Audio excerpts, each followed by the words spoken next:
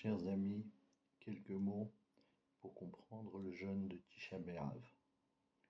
Le jeûne de Tisha B'Av, c'est le jeûne du 9 Av, qui est le jour de la destruction du premier Beth Amikdash, du premier temple, ainsi que le jour de la destruction du deuxième Beth Amikdash.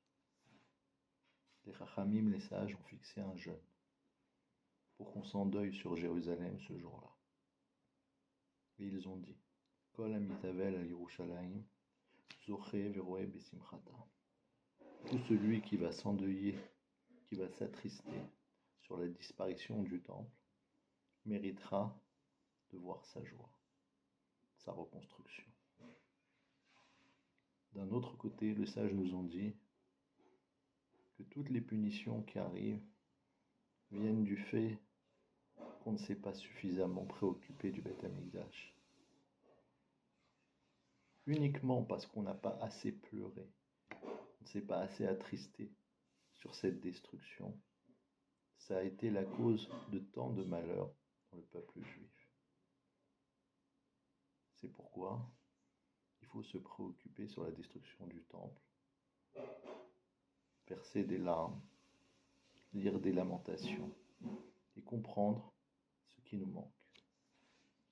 Ce qui nous manque, ce n'est pas simplement la avoda, le service divin qu'il y avait dans le temple, les corbanotes, les sacrifices, les chants des Lévi'im, la avoda, le service des Kohanim. Bien sûr, c'est très important, mais ce n'est pas que ça. Car tout cela n'était que la concrétisation, le symbole d'une proximité de Dieu, de la Shrina, de la présence divine du clan d'Israël. Cette proximité était cause de tous les bienfaits qu'il y avait dans le peuple juif et dans l'humanité entière. La richesse, la sagesse, la joie, tout provenait de cette proximité entre le peuple juif et Akadosh Baruch Hu. Quand la Shrina était dans le Beth Amikdash. Quand cette Shrina s'est retirée, alors Akadosh Baruch Hu a versé sa colère sur le temple, et ça s'appelle Shafach Hamato el Etzim Va'avenim, qu'il a versé sa colère sur le bois et les pierres. Qu'est-ce que ça signifie? Ces pierres n'étaient pas simplement du bois et des pierres.